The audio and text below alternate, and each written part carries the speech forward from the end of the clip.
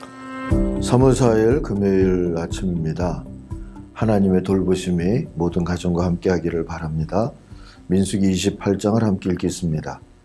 여호와께서 모세에게 말씀하여 이르시되 이스라엘 자손에게 명령하여 그들에게 이르라.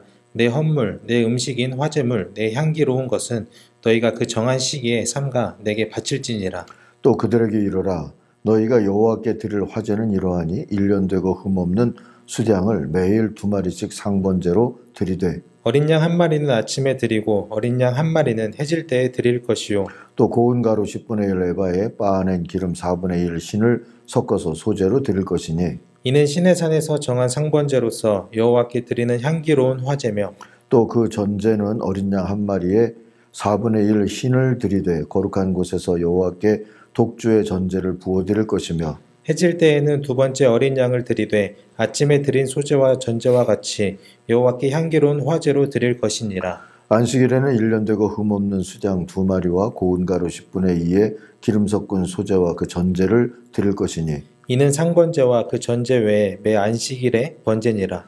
초하루에는 숫송아지 2마리와 수장 1마리와 1년 되고 흠없는 수장 7마리로 여호와께 번제를 드리되 매 숫송아지에는 고운 가루 10분의 3에 기름 섞은 소제와 순양 한 마리에는 고운 가루 10분의 2에 기름 섞은 소제와 매 어린 양에는 고운 가루 10분의 1에 기름 섞은 소제를 향기로운 번제로 여호와께 화제를 드릴 것이며 그 전제는 숫송아지 한 마리에 포도주 반 흰이요 순양 한 마리에 3분의 1 흰이요 어린 양 한 마리에 4분의 1 흰이니 이는 1년 중 매월 초하루의 번제며 또 상번제와 그 전제 외에 염소 한 마리를 속죄제로 여호와께 드릴 것이니라. 첫째 달 14째 날은 여호와를 위하여 지킬 유월절이며 또 그 달 15째 날부터 명절이니 이래 동안 무교병을 먹을 것이며 그 첫날에는 성회로 모일 것이요 아무 일도 하지 말 것이며 숫송아지 2마리와 수장 1마리와 1년 된 수장 7마리를 다 흠없는 것으로 여호와께 화제를 드려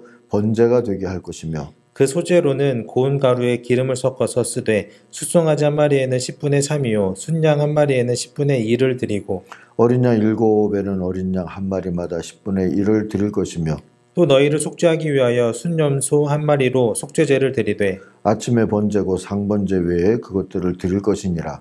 너희는 이 순서대로 이래 동안 매일 여호와께 향기로운 화제의 음식을 드리되 상번제와 그 전제 외에 드릴 것이며 7째 날에는 성회로 모일 것이요 아무 일도 하지 말 것이니라. 77절 처음 익은 열매를 드리는 날에 너희가 여호와께 새 소제를 드릴 때에도 성회로 모일 것이요 아무 일도 하지 말 것이며 숫송아지 2마리와 수장 1마리와 1년 된 수장 7마리로 여호와께 향기로운 번제를 드릴 것이며 그 소제로는 고운 가루에 기름을 섞어서 쓰되 숫송아지 한 마리마다 10분의 3이요 순양 한 마리에는 10분의 2요 어린 양 7마리에는 어린 양 한 마리마다 10분의 1을 드릴 것이며 또 너희를 속죄하기 위하여 순염소 한 마리를 드리되 너희는 다 흠없는 것으로 상번제와 그 소제와 전제 외에 그것들을 드릴 것이니라. 아멘. 예배는 사랑이다. 오늘 묵상의 주제입니다. 6절이 요절입니다. 날마다 바치는 번제는 기쁘게 하는 향기 곧 나 주에게 불살라 바치는 제물로 바치는 것이며 이것은 시내산에서 이미 정한 것이다. 아멘. 어느 교회 집사님이 토요일 오후에 책을 좀 읽으려고 하는데 거실에서 딸과 친구가 시끄럽게 떠들더랍니다. 근데 이상한 게 딸 친구는 뭐라 얘기를 하면 딸 아이는 그저 그게 아니라 그러는 거예요. 점점 소리가 커지더니 아이는 절규하듯이 그게 아니란 말입니다. 그게 아니라니까요. 외치는 거였습니다. 이상하기도 하고 시끄럽기도 해서 나가서 소리를 질렀대요. 조용히 못하니? 아빠가 책 읽고 있잖니? 딸아이가 울상이 되어 중얼거렸어요. 우리는 그냥 교회 놀이하고 있어요. 이 집사님이 아차쉽게 지난주일 남성교회 장면이 떠올랐답니다. 아이를 데리고 들어갔었는데 회의 때 답답한 마음이 들어서 몇 번 발언을 했다는 거예요. 그게 아니라요 하면서 말이죠. 아이가 그걸 따라서 하는 거였죠.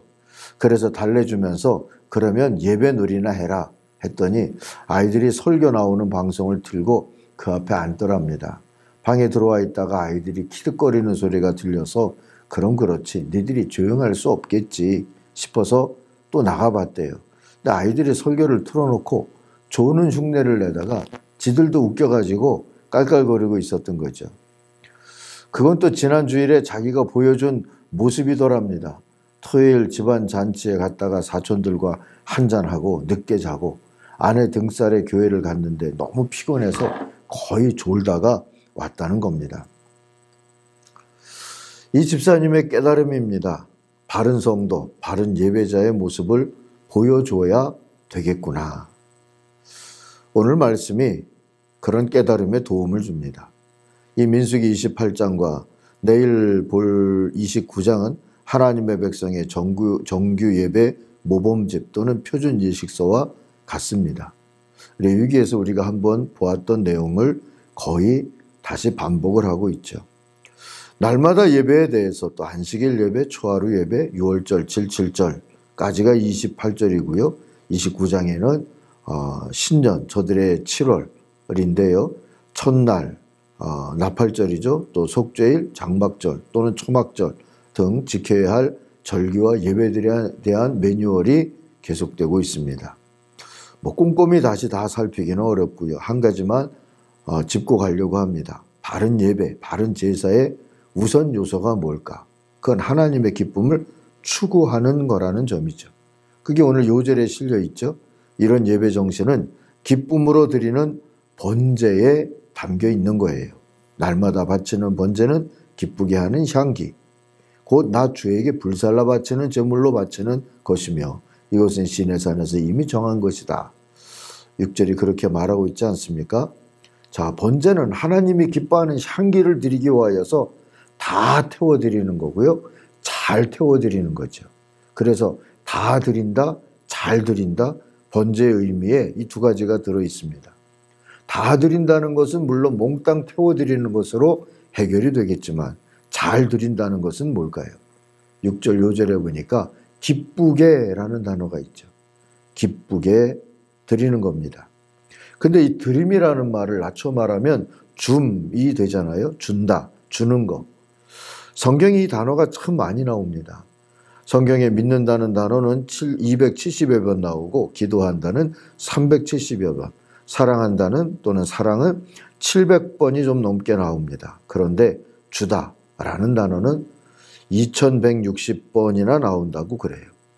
왜 그럴까요? 이게 예배 정신이니까요.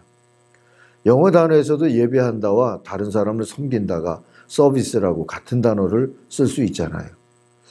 그런 예배 정신으로 가득 차 있는 말씀이기에 아마도 또 이렇게 준다라고 하는 단어가 많이 나오지 않는가 싶습니다.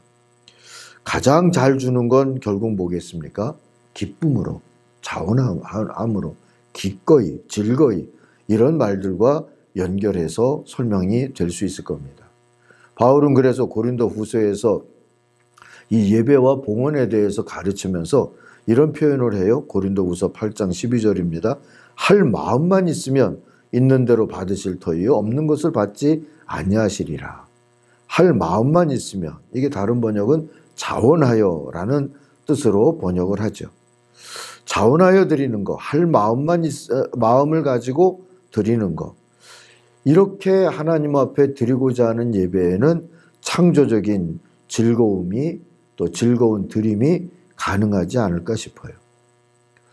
제가 부목사 때 일천번제라고 하는 것을 어떤 부흥사가 와서 이야기를 하고 간 다음에 교인 중에 한 분이 그것을 1000일 동안에 감사 헌금으로 재해석하신 분이 계셨어요. 원래 솔로몬이 1000마리의 송아지로 번제를 드렸다. 뭐 이런 구절 속에 나왔던 일천번제인 것이죠. 근데 이제 아들이 대학을 가게 되어서 고등학교 때 이 아들을 위해서 1000일 새벽 기도를 하신 겁니다. 1000일 동안 새벽 기도를 하시면서 매일 잊지 않으려고 봉투에다가 번호를 1000개까지 매겨놓고 그리고 매일 10,000원씩 감사헌금을 드렸어요. 소망하는 대학에 갔을까요? 그러진 못했습니다. 그런데 1000일 동안 감사로 예배하면서 그 결과를 감사로 받을 수 있는 믿음이 생겼다 하고 고백하셨던 것을 기억합니다. 멋진 고백이었다 생각이 들어요. 어쨌든 여러분, 우리도 할 마음만 있으면 창조적인 예배자, 하나님 앞에서 그 예배가 감사와 기쁨으로 추억되는 예배자 될 수 있을 것 같아요. 또 하나 고린도후서 9장 7절에 보면 바울이 이번에는 하나님은 즐겨내는 자를 사랑하신다 하는 표현을 씁니다. 이 즐겨라고 하는 헬란 말은 히라리오스라고 하는 단어인데 유쾌하다 또는 조금 들떠서 법석되다 하는 뜻이 있습니다. 처음 교회 시대 때의 예배에는 이렇게 좀 사람들이 법석되는 즐거움이 있었던 것 같아요. 감사할 때 잔치하듯 또 대접할 때도 봉사할 때도 전도할 때도 또 그런 잔치 같은 분위기가 있었던 것이죠. 우리 예배에도 이 구약 성경의 구별됨도 들어가야 하겠지만 이 신약 성경이 말하고 있는 이 즐거움 요소도 좀 더 들어가도 좋지 않을까 싶습니다. 결혼식 때 보니까 그 즐거운 행사가 끼게 되면 더 오래 기억에 남는 것 같아요. 신랑이 축가를 직접 한다든지 아버지가 축가를 한다든지 양가 부모가 축가를 한다든지 하는 결혼식들은 저도 기억이 남거든요. 아버지가 속한 중창팀이 축가를 하는 것도 봤었고요. 신부가 혼자서 부르는 축가는 아직 못 본 것 같아서 언제 한번 보고 싶다 하는 마음도 듭니다. 신부 친구가 사회를 보는 거는 제가 좀 특이하게 기억을 해요. 꼭 왜 신랑 친구만 사회하는 것처럼 생각했을까? 그 결혼식 때 그런 생각을 한 적이 있었으니까요. 어쨌든 즐겁고 창조적인 축하 행사가 더 기쁨으로 그 행사를 추억하게 만드는 것 같습니다. 예배도 그런 추억으로 남을 만한 것이 있다면 좋지 않을까 싶어요. 특별히 어떤 절기 때나 특별한 행사 예배 때에는 더 그렇지 않을까 싶습니다. 자, 어찌됐든 이렇게 기쁨으로 하나님 앞에 드리면서 예배를 한다 하는 게 이 번제의 정신, 예배의 정신 속에 들어있다 하는 것을 기억하십시다. 물론 내 눈에 선하고 내 마음에 만족하다고 해서 다 바르고 좋은 예배라고 할 수는 없을 겁니다. 하나님의 뜻에 순종하는 예배여야 바르고 아름답고 또 좋은 예배라고 할 수 있겠죠. 오늘 하나님 말씀 보니까 우선 매일 예배하되 특별한 날, 초하루, 안식일, 절기 같은 때에는 또 특별하게 예배하라 가르치시죠. 만일 부모에게 매일 안부를 묻는 사람이어도 특별한 날에는 특별한 예우를 해드릴 수 있지 않겠습니까? 그렇게 하라는 겁니다. 이런 예배 생활은 사랑으로 하면 잔치가 되지만 율법으로 하면 무거운 짐일 수밖에 없겠죠. 그러나 사랑으로 하는 잔치 속에서는 사랑의 만남이 이루어지고 사랑의 치유가 이루어지는 거 아니겠습니까? 그런 예배를 사모하십시다. 오늘은 우리 예배가 사랑이었는지 무겁고 버거운 의무였는지를 한번 성찰해 보시면서 우리의 예배 생활이 기쁨의 잔치가 되도록 그리고 매일 하나님과 동행하는 기쁨의 여정이 되도록 우리의 예배 생활을 위해서 기도하시기 바랍니다. 기도합시다. 하나님 아버지, 예배자로 한 세상을 살고 있습니다. 예배마다 우리들이 즐겁고 자원하는 마음으로 하나님을 찾고 하나님 앞에 드릴 수 있는 예배자들이 되게 하여 주옵소서. 우리의 일터와 삶터에서도 사랑으로 하나님께 드림과 서로 나눔이 활발하게 이루어지게 하여 주옵소서. 예수님의 이름으로 기도하옵나이다. 아멘. 하늘에 계신 우리 아버지, 아버지의 이름을 거룩하게 하시며 아버지의 나라가 오게 하시며 아버지의 뜻이 하늘에서와 같이 땅에서도 이루어지게 하소서. 오늘 우리에게 일용할 양식을 주시고 우리가 우리에게 잘못한 사람을 용서하여 준 것 같이 우리 죄를 용서하여 주시고 우리를 시험에 빠지지 않게 하시고 악에서 구하소서. 나라와 권능과 영광이 영원히 아버지의 것입니다. 아멘. 각자 기도하겠습니다.